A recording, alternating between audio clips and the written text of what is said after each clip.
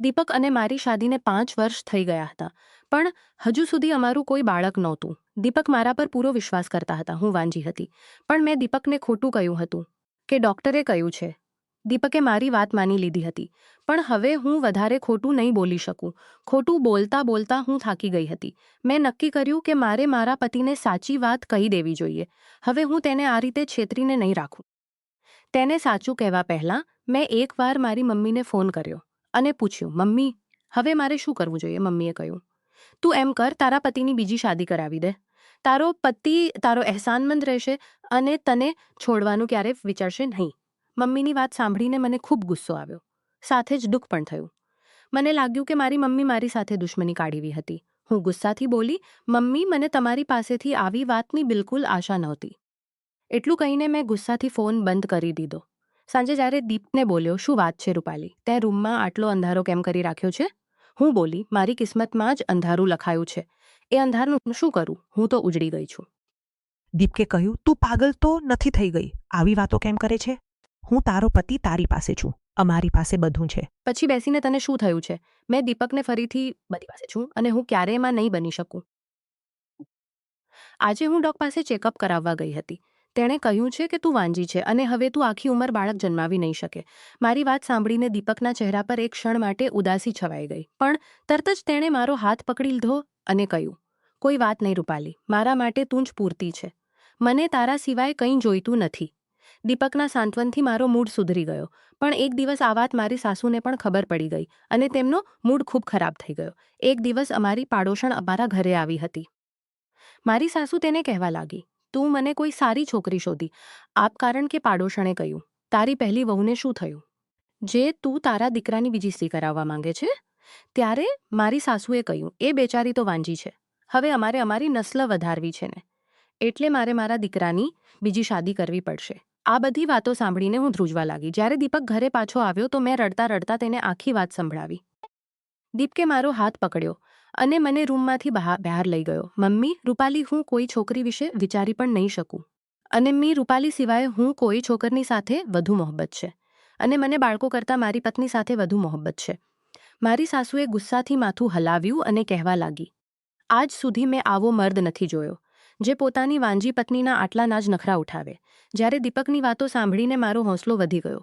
હું ખૂબ જ ખુશ થઈ ગઈ કે મને કેટલો પ્યાર કરનારો પતિ મળ્યો છે. મેં મનમાં ભગવાનને ધન્યવાદ આપ્યો કે દીપકનો પ્યાર મારા માટે આવો જ રહે. રાત થઈ તો મેં વિચાર્યું કે દીપકને ચા બનાવીને આપું. હું ચા બનવા કિચનમાં આવી તો મારી સાસુના રૂમમાંથી અવાજ આવી રહી ગઈ. મેં ધ્યાનથી પોતાની દીકરી સાથે ફોન પર કહી રહી હતી, તું ચિંતા ના કર, તો તે છાટાકો અપાવીને દીપકની બીજી શાદી જરૂર કરાવીશ. તું એમ કર કે તેના માટે કોઈ સારી છોકરી શોધવાનું શરૂ કર.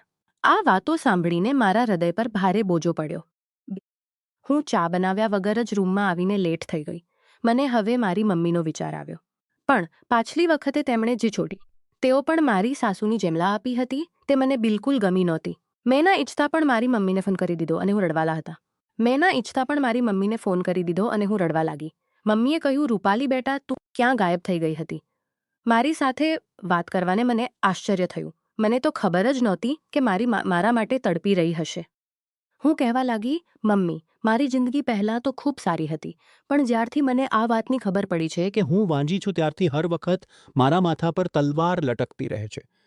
મારી સાસુએ પાડોશને કહ્યું છે કે મારા દીકરા માટે રિશ્તો શોધો, તો ક્યારેક પોતાની હું મારી પસંદની લઈને આવે છે કે આ વખતે તું તારા ભાઈ માટે રિશ્તો શોધ.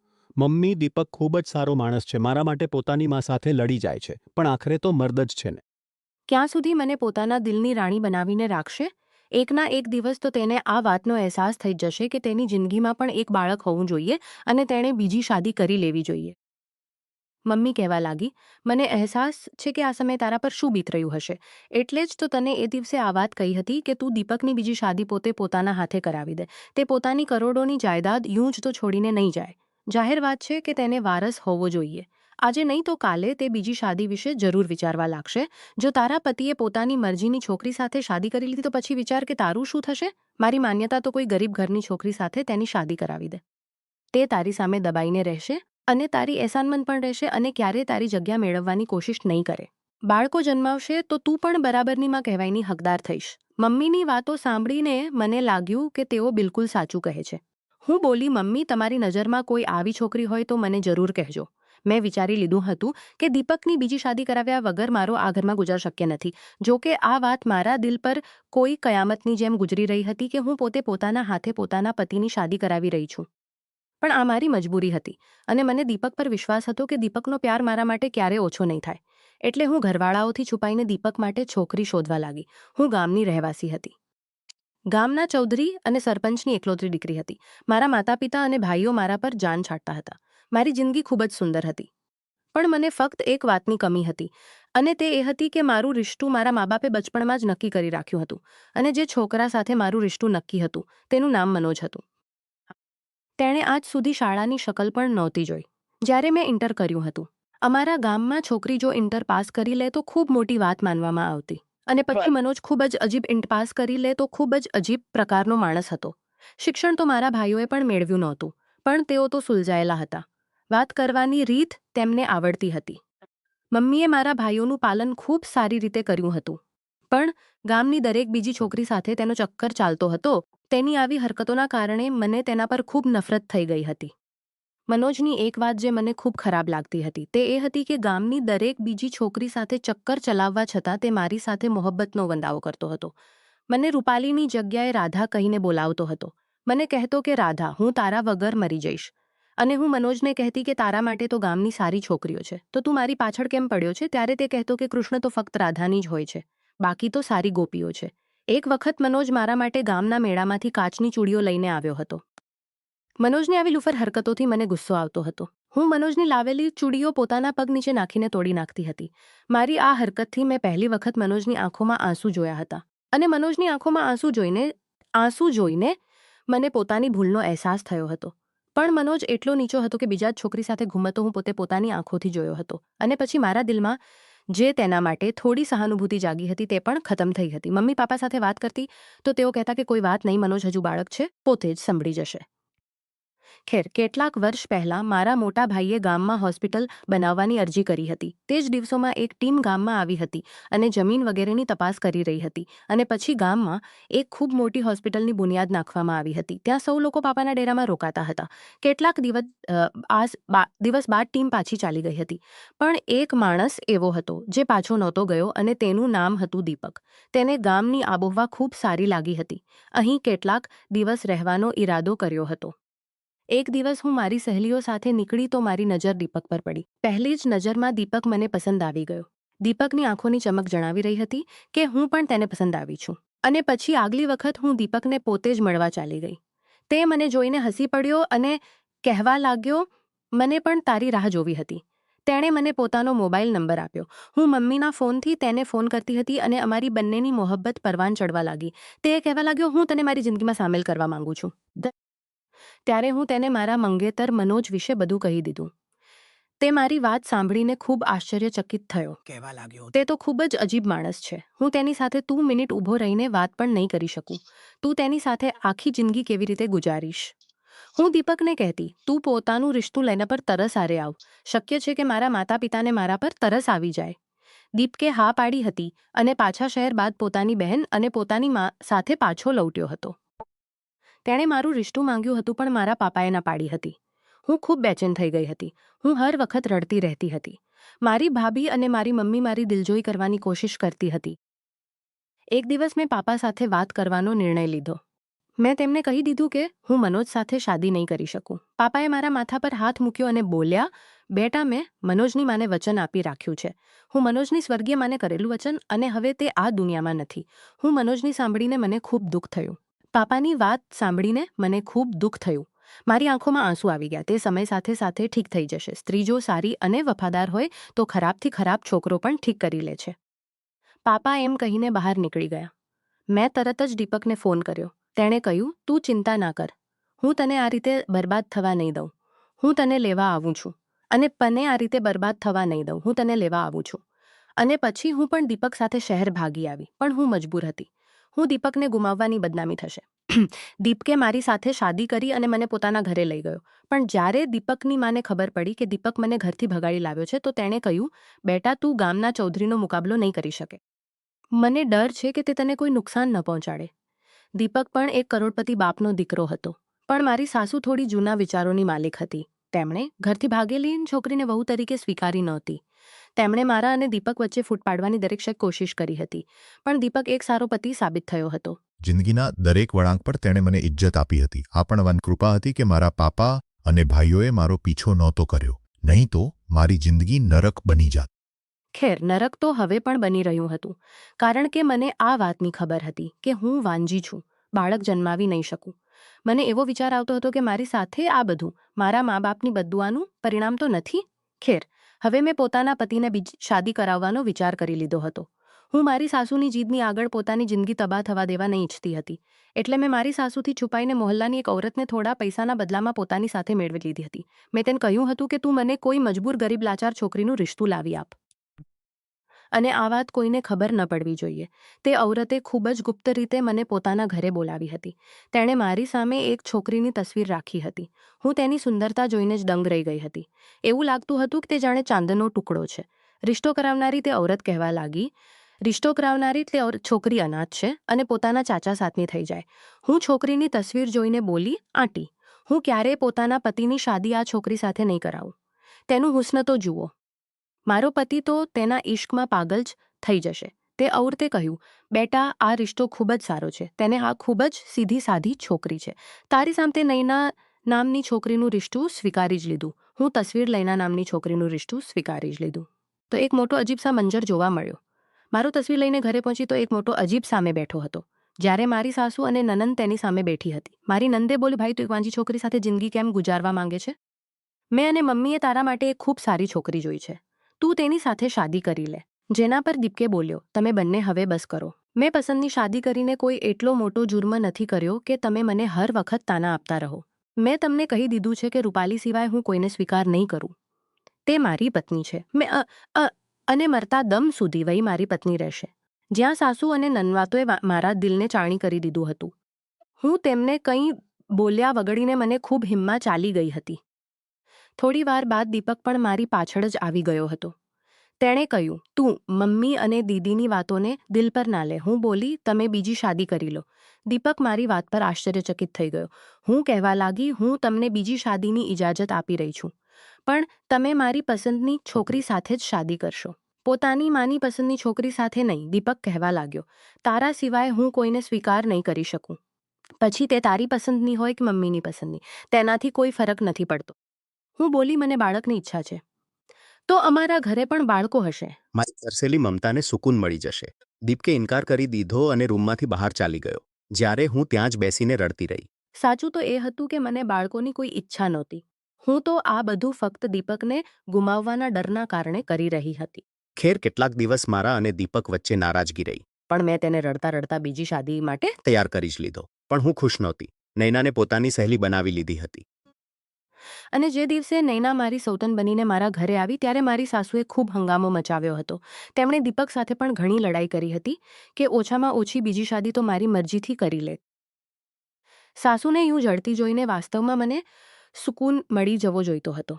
પણ હું તે આખી રાત અંગારા પર ગુજારી હતી. હું આખી રાત રડતી રહી હતી.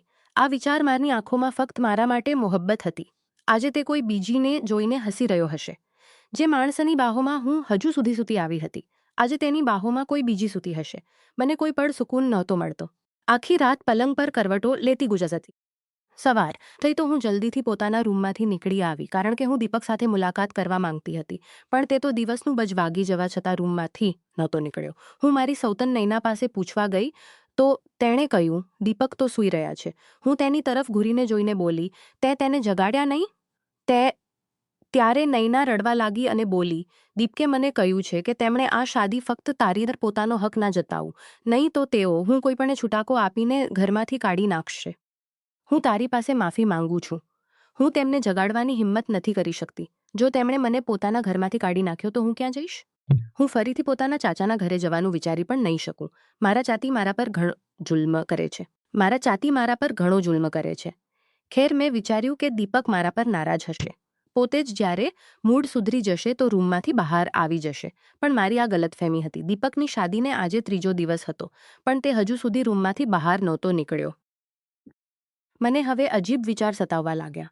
એટલે એક દિવસ જ્યારે નૈના કિચનમાં વ્યસ્ત હતી ત્યારે હું તેના રૂમમાં ચાલી ગઈ. દીપક પોતાના મોબાઈલ પર વ્યસ્ત હતો. પગલાંનો અવાજ સાંભળીને બોલ્યો, "આવી ગઈ મારી પ્યારી નૈના." શબ્દો હતા કે હથોડા જે મારા માથા પર આવીને લાગ્યા. હું પાછી તેમની પાસે પગલાંથી લવટી આવી. શું ફક્ત 3 જ દિવસમાં નૈનાએ દીપકને પોતાનો બનાવી લીધો હતો? મારી આંખોમાંથી આંસુ વહેવા લાગ્યા. હું મારી સાસુના રૂમ તરફ વધી ત્યારે ખબર પડી કે મારી નનદ પણ આવી હતી. મારી સાસુ પોતાની દીકરીને કહી રહી હતી, "જોયું તારી માં કેટલી સયાણી છે. મેં એક જ ચાલ ચલાવી કે સાપ પણ મરી ગયો અને લાઠી પણ ન તૂટી. રૂપાલી બેચારીને તો આ પણ નથી. પોતાના પતિની શાદી જે છોકરી સાથે કરાવી છે તે મારી પસંદની છોકરી હતી અને પછી દીપક પણ નૈના પર પહેલી જ નજરમાં ફિદા થઈ ગયો હતો. આ બધું તો આ લાલચી ઔરતના કારણે થયું છે જેણે રૂપાલીને બેવકૂફ બનાવ્યો હતો." આ બધું સાંભળીને મારું હૃદય ફાટી રહ્યું હતું. મારી સાસુ આગળ બોલી, "હું રૂપાલીને ખાવામાં બાળક ના થવાની આટલી ગોળીઓ ખવડાવી છે કે હવે તે સાચે જ વાંજી બની ચૂકી છે." આ બધા શબ્દો હતા કે પથ્થર જ મારા શરીર પર વરસી રહ્યા હતા. હું જલ્દીથી પોતાના પતિના રૂમ તરફ ગઈ જેથી કે તે કહી શકું કે આવીને પોતાની માં અને બહેનની વાતો સાંભળે. તેમણે મારા પર કેટલો જુલ્મ કર્યો છે. જ્યારે હું દીપકના રૂમ તરફ ગઈ તો તે નૈના સાથે કહી રહ્યો હતો. હું જજબાતમાં આવીને ખૂબ જ ખોટો નિર્ણય કરી લીધો હતો. જ્યારે હું રૂપાલીને ભગાડીને લાવ્યો હતો તો શાદીના થોડા જ સમય બાદ મને પોતાની ભૂલનો અહેસાસ થવા લાગ્યો હતો. પણ ત્યાં સુધીમાં ઘણું મોડું થઈ ચૂક્યું હતું. રૂપાલીના ભાઈઓને ખબર પડી ચૂકી હતી કે તે મારી સાથે આવી છે. એટલે તેઓ મને ફોન કરીને ધમકાવતા જશે. પણ હવે પણ તે એકલી નથી. બહેન ઘરથી ભાગી જરૂર છે. જો તે અમારી બહેનનો ખ્યાલ ન રાખ્યો તો તારો અંજામ ખરાબ હતો.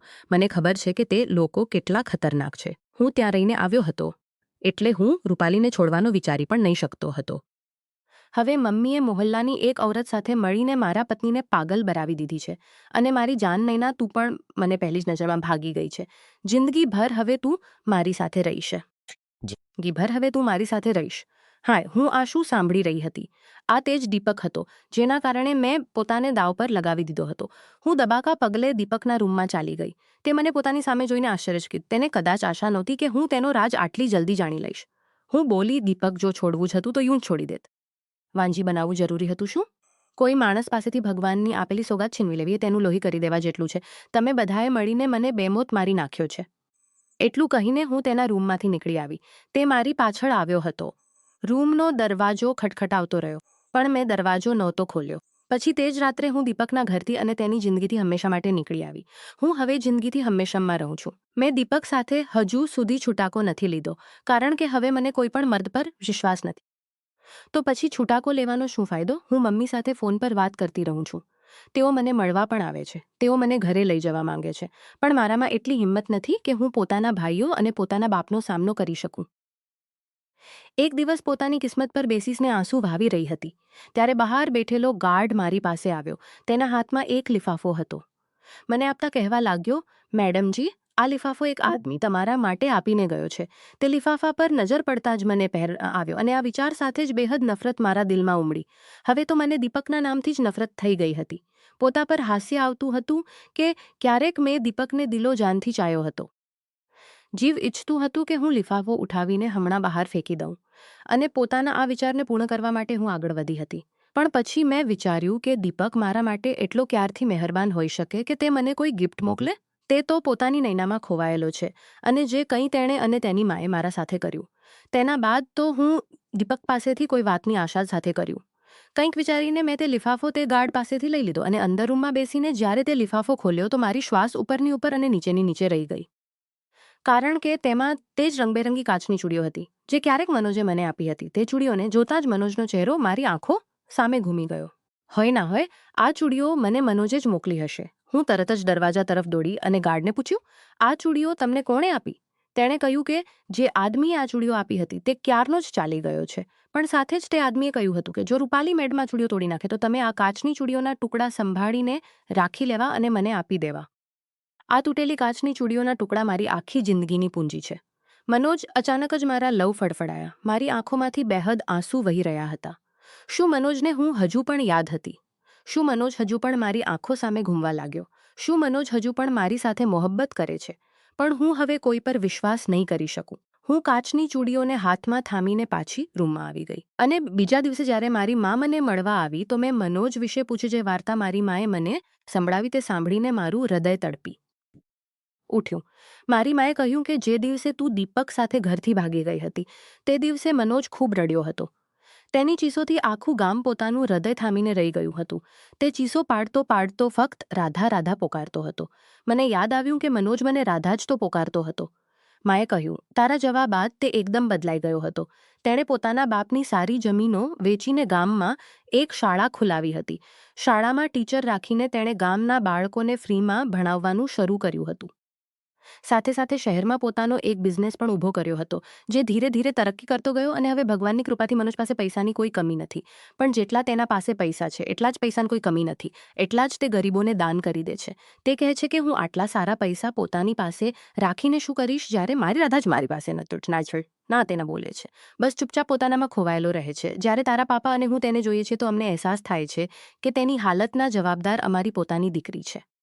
મનોજ વિશે આ બધું સાંભળીને મારી આંખોમાંથી આંસુ વહી રહ્યા હતા. જલ્દીથી મનોજને મળવાની ઈચ્છા થઈ. પતા નહીં કેમ મારું હૃદય મનોજને મળવા માટે મચડી ઉઠ્યું હતું. હું મમ્મીને કહેવા લાગી, મમ્મી, હું મનોજને એકવાર મળવા માંગુ છું. મારી રૂપાલી, જો તું ઈચ્છતે તો મનોજ સાથે પોતાની નવી જિંદગીની શરૂઆત કરી શકે છે. તેણે કહ્યું, રૂપાલી, જો તું ઈચ્છે તો મનોજ જ રહ્યો છે, પણ હું હવે ક્યાં મનોજના કાબિલ હતી. હું તો એક વાંજી સ્ત્રી હતી અને એક શાદીશુદા સ્ત્રી હતી. પણ હું એકવાર મનોજને મળીને તેને માફી માંગવા માંગતી હતી. જે મેં તેની મોહબ્બતને ઓળખી નહોતી અને દીપકને હીરો સમજીને પથ્થર પર માથું ફોડી બેઠી હતી. હું મમ્મી સાથે મનોજના ઘરે પહોંચી ગઈ. તે સમયે મનોજ પોતાના ઘરે નહોતો. નોકરે મને બહાર હોલમાં જ બેસાડી દીધી હતી. મમ્મી અને હું બેસીને ઘણી વાર થઈ ગઈ, પણ મનોજ હજુ સુધી નહોતો આવ્યો. ત્યારે હું નોકર પછીને મનોજના રૂમમાં ચાલી ગઈ. સાફ સુથરો રૂમ ક્યાંયથી પણ વિકાસનો રૂમ નહોતો લાગતો. એવું લાગતું હતું કે આ ખૂબ જ વાંચેલા લખેલા માણસનો રૂમ છે. અને પછી અચાનક જ મારી નજર એક એવી વસ્તુ પર પડી કે હું ત્યાં જ દિલ થામીને બેસી ગઈ. સામે જ દિવાલ પર શીશા લગાડેલા ફ્રેમમાં તે જ કાચની તૂટેલી ચૂડીઓના ટુકડાઓથી રાધા લખેલું હતું, જેનો અર્થ એ થાય છે કે મનોજ મારી સાથે તે જ સમયથી આટલી મોહબ્બત કરતો હતો અને હું તેની પહેલી વખતને ઓળખી નહોતી. મનોજે જ્યારે મને પહેલી વખત ચૂડીઓ ગિફ્ટ કરી હતી. મનોજે તે ચૂડીઓના ટુકડા સંભાળીને રાખ્યા હતા અને આજ સુધી તેમના ટુકડા સંભાળીને રાખ્યા હતા. મારી આંખોમાંથી આંસુ વહી રહ્યા હતા અને પતા નહીં ચાલ્યું કે મનોજ મારી પાછળ આવીને ઊભો થઈ ગયો હતો અને જ્યારે તેણે રાધા કહીને પોકાર્યો તો હું અચાનક જ પલટી હતી. તે તો બિલકુલ ઓળખમાં જ નહોતો પાવતો. તે લૂફરસા મનોજ ક્યાંય ખોવાઈ ગયો હતો. મારી સામે એક સજ્જન વ્યક્તિ ઊભો હતો, જેને જોઈને કહી નહીં શકાય કે તે અણભણ છે. હું રડતા રડતા અચાનક જ મનોજના સીનામાં જઈને લાગી ગઈ હતી. હું સારી મર્યા હતી. હું શાદીશુ છું અને મનોજ સાથે મારો કોઈ સંબંધ નથી. મનોજ ઘણીવાર સુધી જ ઊભો રહ્યો અને હું મનોજના સીનામાં લાગી રડતી રહી. મારા મોંમાંથી બસ એ જ શબ્દો નીકળી રહ્યા હતા, મનોજ, મને માફ કરી દે. મેં તારું દિલ દુખાવ્યું. કદાચ એટલે જ ભગવાને મને આટલી મોટી સજા આપી છે. ઘણીવાર બાદ મનોજે મારા માથા પર હાથ મૂક્યો હતો. તેણે કહ્યું, રાધા, મેં તને ક્યારેય કસૂરવાર ઠેરવી જ નથી. ભૂલ તો મારી જ હતી જે હું તારી આશાઓ પર પૂરો નહોતો ઉતર્યો. હું આંસુ પૂછતા મનોજના સીનામાંથી અલગ થઈ. થોડીવાર બાદ મનોજે બોલ્યો કે રાધા, મારા દિલના દરવાજા હજુ તારા માટે ખુલ્લા છે. મારા દિલમાં તારા સિવાય કોઈ બીજી છોકરી નથી. જો ઈચ્છે તો ઝાંકીને જોઈ શકે છે. એક પળ માટે મનોજના ચહેરા પર તે જ શરારત ઉભરી આવી જે અત્યાર સુધીના 5 વર્ષ પહેલાંવાળા લાપરવા મનોજના ચહેરા પર હતી. હું રડતા કહેવા લાગી, મનોજ, હવે હું તારી મોહબ્બતના કાબિલ નથી. હું દીપકની તૈયાર થયેલી પત્ની અને એક વાંજી સ્ત્રી છું. જેના પર મનોજે કહ્યું, રાધા, તું મારા તે જ 5 વર્ષ પહેલાંવાળી રાધા છે, જેની સાથે હું બેહદ મોહબ્બત કરતો હતો અને આજે પણ એટલી જ મોહબ્બત કરું છું. મને કોઈ ફરક નથી પડતો કે તું શાદીશુદા અને વાંજી છે. પણ હું એટલી સ્વાર્થી નહીં હોઈ શકું કે મનોજની જિંદગીમાં રોશની ભરવાને બદલે તેની જિંદગીમાં અંધારું ભરી દઉં. હું તેને બાળકોની ખુશી નહીં આપી શકું અને દીપકે મને જે ઘા આપ્યો હતો તે હજુ તાજો હતો. પતા નહીં કેમ મારું હૃદય હવે કોઈ મર્દ પર વિશ્વાસ નહીં કરી રહ્યું હતું. મર્દ જ હોય છે. ક્યાંક એવું ના થાય કે મનોજને પણ કાલે બાળકોની ચાહત થવા લાગે અને તે મને નજરો ચોરી લે. હું રડતા બહાર ભાગી ગઈ અને મારી મમ્મીનો હાથ પકડીને પોતાના ઘરે પાછી આવી ગઈ.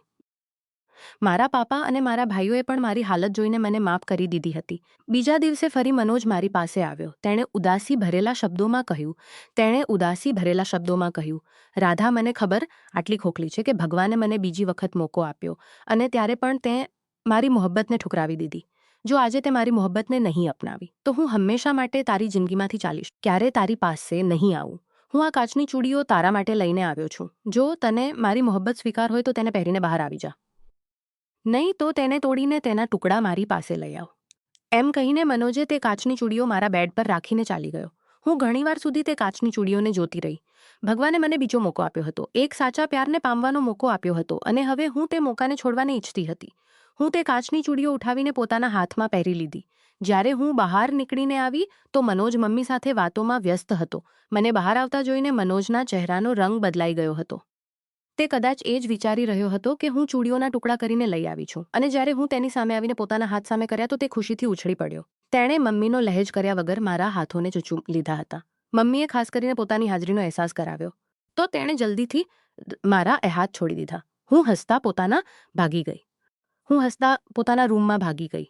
મારી તરફથી હાથ થતાં જ શાદીની તૈયારી દીપક સાથે છૂટાકો લેવા માટે કોર્ટમાં અરજી કરી રાખી હતી. એક અઠવાડિયામાં જ મારો અને દીપકનો છૂટાકો થઈ ગયો અને મારી શાદી મનોજ સાથે થઈ ગઈ. મારા મા બાપે મારી શાદી ખૂબ જ ધૂમધામથી કરી હતી. એવું લાગતું હતું કે આ શાદી મારી પહેલી શાદી છે. શાદીની ખુશી શું હોય છે તે મને હવે મહેસૂસ થઈ રહી હતી. આ પહેલાં તો હું દીપક સાથે બસ કોર્ટ મેરેજ કરી હતી. સુહાગની સ્ટેજ પર બેસીને હું મનોજની રાહ જોઈ રહી હતી તો મારા દિલમાં ક્યાંયથી ક્યાંય સુધી દીપકની પરછાઈ નહોતું. અને જ્યારે મનોજ રૂમમાં આવ્યો તો હું વધુ સિમટીને બેસી ગઈ. અને જ્યારે મનોજે મને બાહોમાં ભરીને મારા કાન પાસે પોતાનું મોં લઈ જઈને મધોશ લહેજમાં કહ્યું કે રાધા, હું તને નહોતો કહ્યો કે રાધા ફક્ત કૃષ્ણની જ હોય છે, બાકી તો સારી ગોપીઓ છે, તો હું શરમાઈને પોતાનું માથું મનોજના સીનામાં છુપાવી લીધું. મનોજે પણ કસીને મને પોતાની બાહોમાં ભરી લીધી. મનોજ સાથે જિંદગી આટલી હસીન થઈ જશે ક્યારેય સપનામાં પણ નહોતું ચૂક્યું હતું. હું મનોજને મારી અને દીપકની આખી વાર્તા સંભળાવી દીધી હતી. મનોજે મારી સારવાર કરાવવાનું શરૂ કર્યું હતું અને ડૉક્ટરે આશા આપી હતી કે સારવાર બાદ હું મા બની શકું. અને એક દિવસ માર્કેટમાં શોપિંગ કરતાં મારી મુલાકાત દીપક સાથે થઈ. પછી દીપકના ચહેરા પર થોડી પણ રોનક નહોતી. મને જોતા ચહેરા પર થોડી પણ રોનક નહોતી. મને હાથ જોડીને માફી માંગી. કહેવા લાગ્યો, રૂપાલી, હું અને મારી માએ તારા સાથે જે કર્યું તેની સજા ભગવાને મને આપી દીધી છે. મારી મા પેરાલાઇઝ થઈ ગઈ છે અને તે બિસ્તર પર પડી રહે છે. મારી માને પોતરા ખવડાવવાની ખૂબ જલ્દી હતી અને જ્યારે શાદીના 9 વર્ષ બાદ પણ નૈના પ્રેગ્નન્ટ નહોતી થઈ તો હું અને નૈનાએ પોતાના રિપોર્ટ નોર્મલ હતી. પણ મારી રિપોર્ટમાં આવ્યું કે હું ક્યારેય બાપ નહીં બની શકું. હવે નૈના દિવસ રાત મને વાંજી હોવાના તાના આપે છે. રૂપાલી, મને તારી મોહબ્બત ખૂબ યાદ આવે છે, પણ મારી જિંદગીમાંથી જઈ ચૂકી છે. પછી બસ પાસે હાથ જોડીને માફી માંગી શકું છું. જો તું માફ કરી શકે તો પ્લીઝ માંગી શકું છે. શક્ય છે કે તારા માફ કરવાથી મારી જિંદગીમાં આવેલા દુઃખને થોડા ઓછા થઈ જાય. હું કસીને મનોજનો હાથ પકડીને અને મનોજ તરફ જોઈને દીપકને કહેવા લાગી, દીપક, હું તને માફ કરી દીધો છે. જ્યારે ભગવાને તને તારા કરેલાની સજા આપી દીધી છે તો પછી ભલા હું કોણ છું તને સજા આપનારી? અને એટલું કહીને હું આગળ વધી ગઈ. દીપક હારેલા જુવારીની જેમ મને જોતો રહ્યો અને હું મનોજનો હાથ થામીને આગળ વધતી ગઈ, જ્યાં આગળ જિંદગીમાં મારા માટે ખુશીઓ જ ખુશીઓ હતી.